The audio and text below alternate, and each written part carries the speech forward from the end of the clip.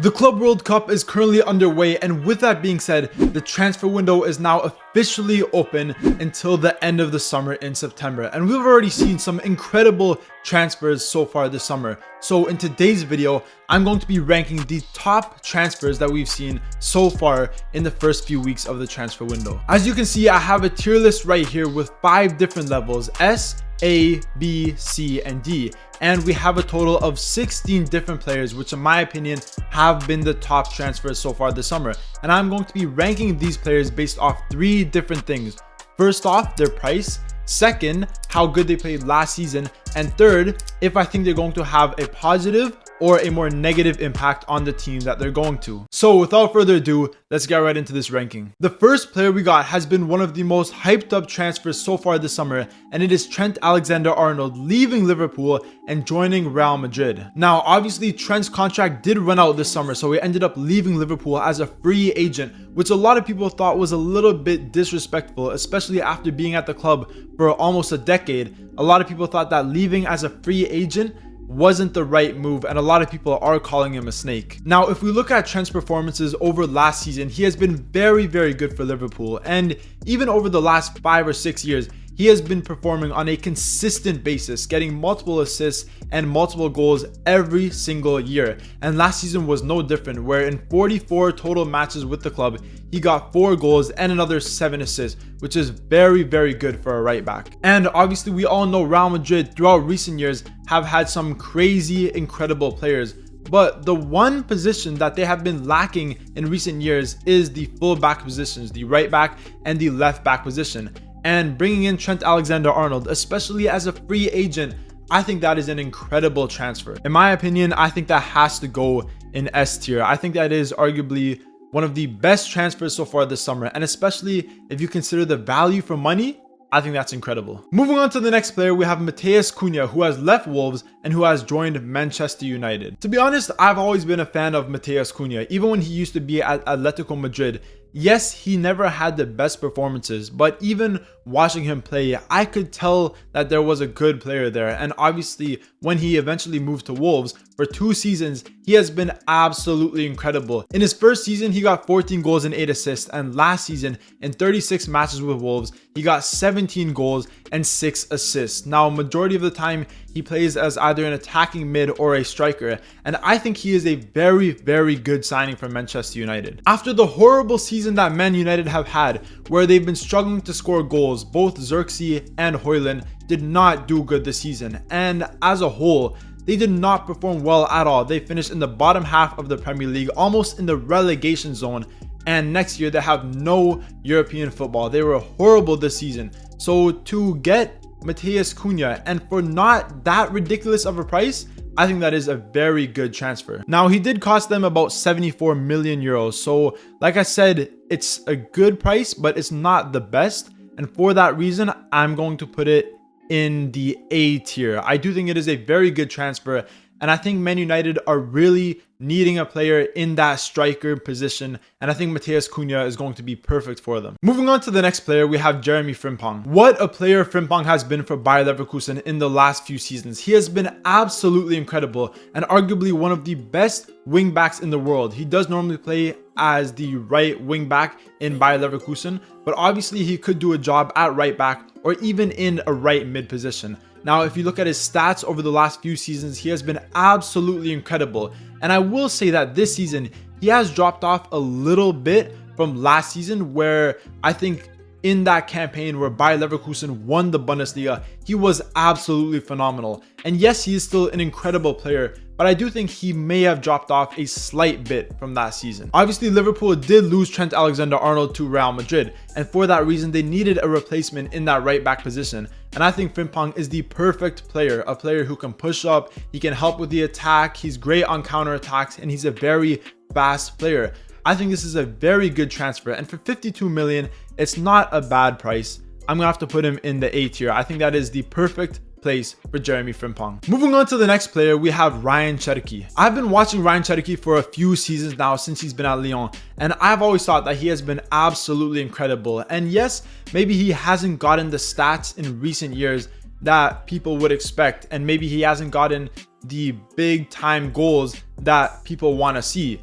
But last season, he completely took his game to the next level, where in 44 matches with Lyon, he got 12 goals and 20 assists, which is absolutely incredible, playing in that attacking midfield / right wing position. I think he is such a fantastic player. His dribbling, his shooting, his decision making, his quick feet. He has probably the fastest feet I've ever seen in my life. His dribbling is like, it's crazy. I can't even describe it. Now, I think this is a very good transfer, and for 36 million euros to get a young player in Ryan Chediak, who's born in 2003, I think this is another really good transfer by Man City and another transfer that deserves to be in the A tier. Moving on to the next transfer, we have Dean Huijsen to Real Madrid. Huijsen had a breakout season last year with Bournemouth, where he was absolutely incredible, one of the best defenders in the Premier League. And for a player who's born in 2005, he's only 20 years old, he's about 6'5". He is an incredible defender. His speed, his tackling, and it's crazy how Juventus let him go for such a cheap price.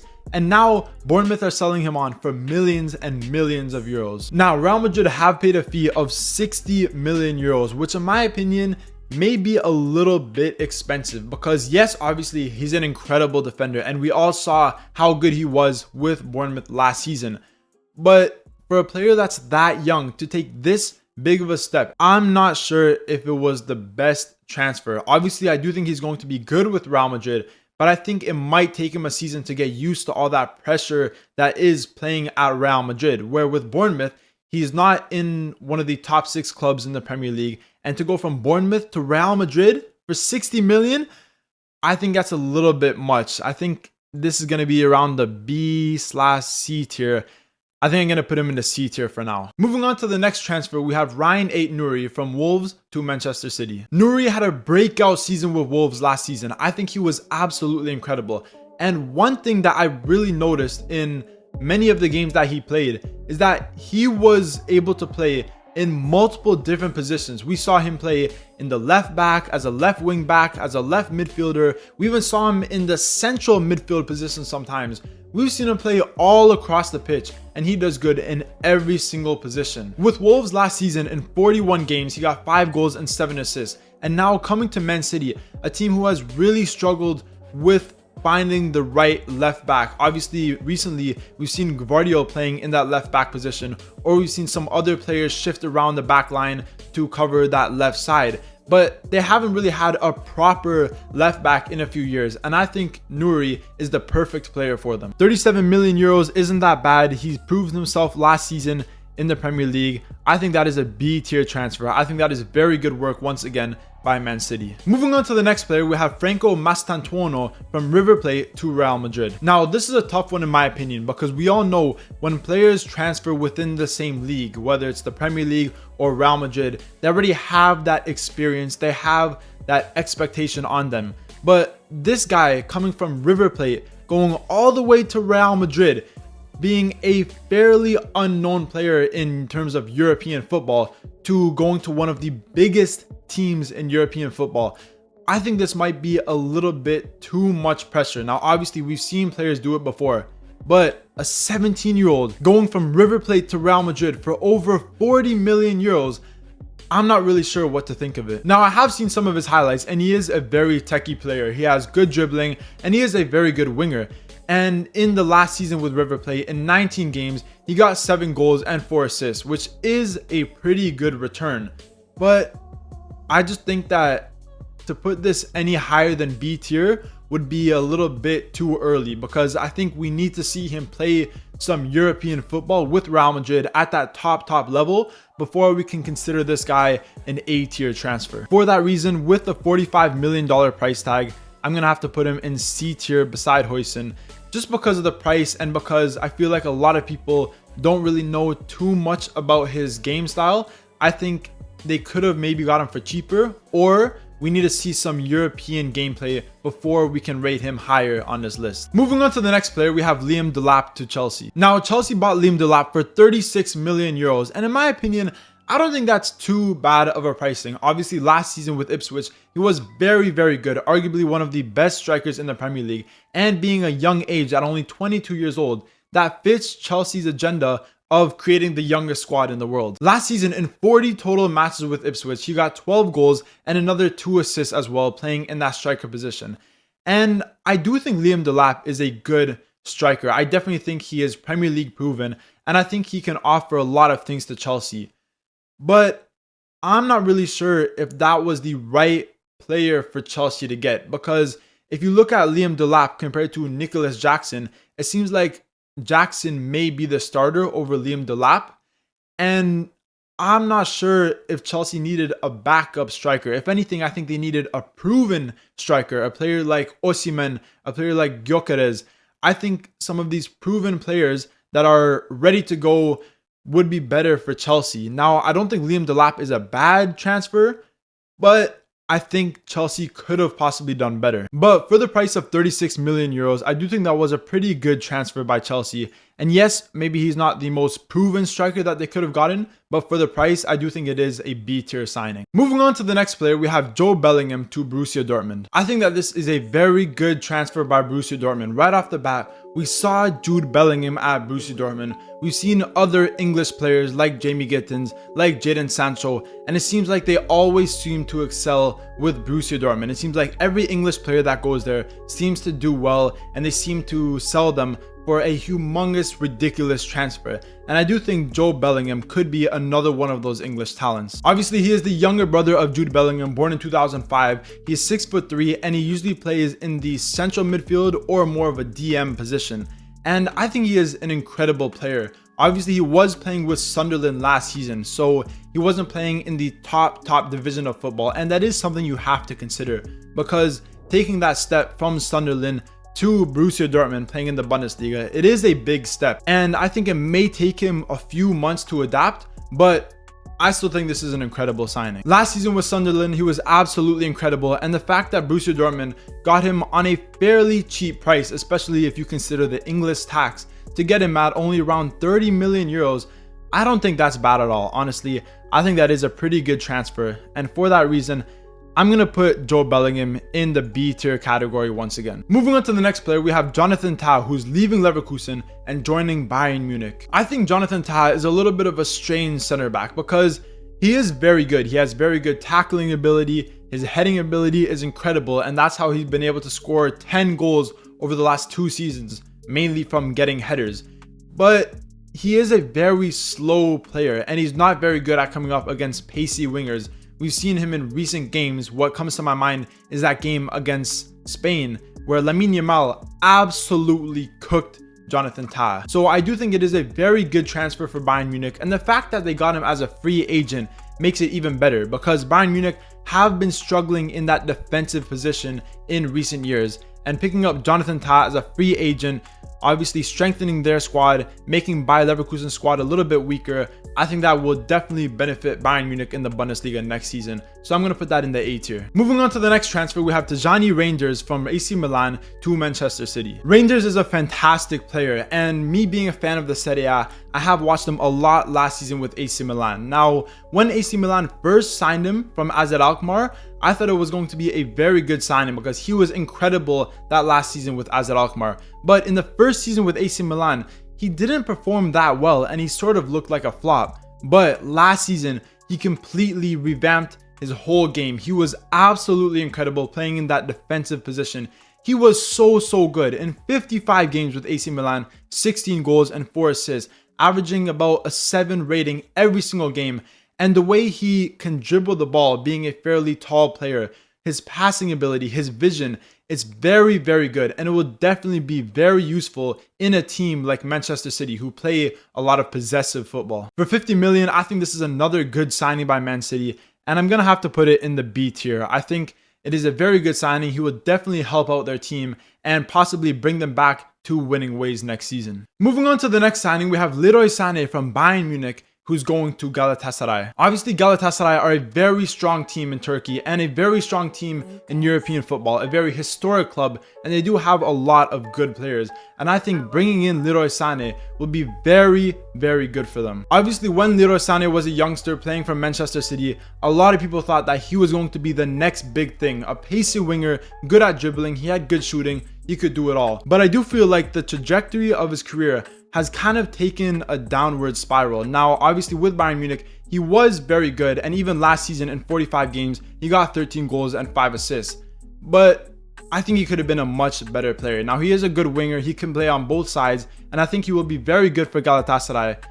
But I think he could have been a better player with Bayern Munich. As I said, I definitely think he will be a good player for Galatasaray, and getting him as a free agent is very, very good. I think any free agent signing should definitely go in the A tier, because getting a proven player for free, there's nothing better. Moving on to the next player, we have João Garcia. João Garcia is a young Spanish goalkeeper who's been playing at Espanyol for the last few years.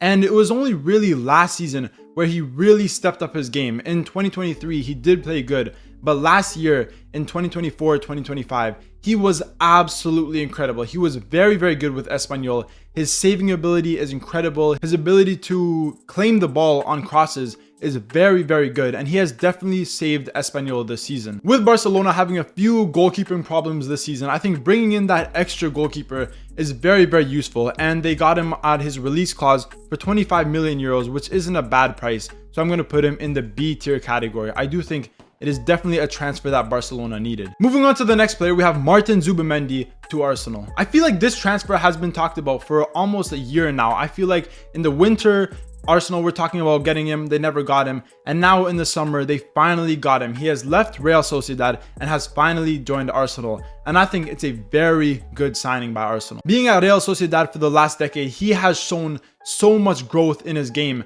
and especially over the last 2 seasons, I think he has been a top 10 defensive midfielder in the world. He is very, very good. He's not the tallest player, he's about 5'11", but his tackling ability, his dribbling ability, and his stamina is incredible. He can last for almost the whole game. And last season in the La Liga alone, he played 3,000 minutes. That is absolutely incredible. Supposedly, Real Sociedad will receive a fee of around 65 million euros, which I think is a pretty good price for Arsenal's new starting defensive midfielder. I'm going to put that in the A tier. I think that is a really good signing. Moving on to the next signing, we have Kevin De Bruyne, who's leaving Manchester City and joining Napoli. Obviously, me being a Napoli fan, I'm incredibly happy for this transfer, because Kevin De Bruyne over the last decade with Manchester City has been the best attacking midfielder in the world. He has been absolutely incredible, getting double-digit goals, double-digit assists every single season. Now, obviously, for the last 2 seasons, he has struggled a little bit with injury, and last season, he didn't put up the same stats that he normally does, where in 40 games, he got 6 goals and 8 assists, which is still good. He still had a good season, but not compared to the normal KDB that we're used to. But I still think he will be an incredible player with Napoli, and definitely has another 2 to 3 years on him. With the Serie A being a much slower league than the Premier League, where they prioritize defense and there's less pressure on the ball, I think this will give Kevin De Bruyne more freedom and more space in that midfield to work his magic, where with Man City in the last 2 seasons getting up there in age, he hasn't really been able to do. But coming to Napoli, pairing up with McTominay, pairing up with his national teammate Lukaku up in the striker position, I think he will do great things for Napoli. I think he'll score multiple goals. I think he'll get loads and loads of assists. And I think Napoli is looking like a very scary team next season. I think they're going to be absolutely incredible. And to get him as a free agent, we all know that Serie A clubs are really stingy with their money. So to get Kevin De Bruyne as a free agent, I think that's top. That's top tier. S tier 100%. And finally, the last transfer in this video, and the biggest transfer in Premier League history, is Florian Wirtz is leaving Bayer Leverkusen and joining Liverpool for over 150 million euros. Honestly, to spend this money on one player, I think is a little bit crazy, because realistically, Wirtz is an incredible midfielder. He is probably the best young midfielder in the world. He's only 22 years old, and I think he is probably one of the best attacking midfielders in the world, if not the best attacking midfielder. And especially after last season with Bayer Leverkusen getting 30 goal contributions in 45 games, he was absolutely incredible. But once again, to spend 150 million euros on a player like Wirtz, when you can get players who maybe aren't as good but are still very, very good and proven attacking midfielders for 30, 40, 50 million, is it really worth the money? We're going to have to see next season. But if you look at Liverpool's team and you look at how this contributes to their team, playing alongside Gravenberch, playing alongside Szoboszlai and McAllister, playing with Salah in the front, I think he's going to get so many assists next season. It's going to be absolutely ridiculous. And like I already said, I don't think he's worth that much money. I think that's a little bit crazy. But if you take in how good Liverpool were this season, you add Wirtz, you add other players like Frimpong, who obviously they were on the same team last season, I think Liverpool are going to be the best team in the world next season. Like I said, I think Wirtz is one of the best players in the world, but taking in value from money, I just can't put him in that S tier, and I'm going to have to put him in A tier. I think he's an incredible player, and Liverpool look like they're going to win everything next season. But for 150 million, I think it is a little bit too expensive. But the A tier is still very, very good. And that is the end of this video where I ranked some of the best summer transfers that we've seen so far this season. If you guys agree with my ranking, remember to leave a comment down below. But if you disagree and you think some players should have either been higher or lower on the ranking, remember to leave your ranking down below and I'll be sure to reply to every single comment. And obviously, if you did enjoy this video, remember to leave a like, comment, subscribe, all that good stuff, and stay tuned for more videos.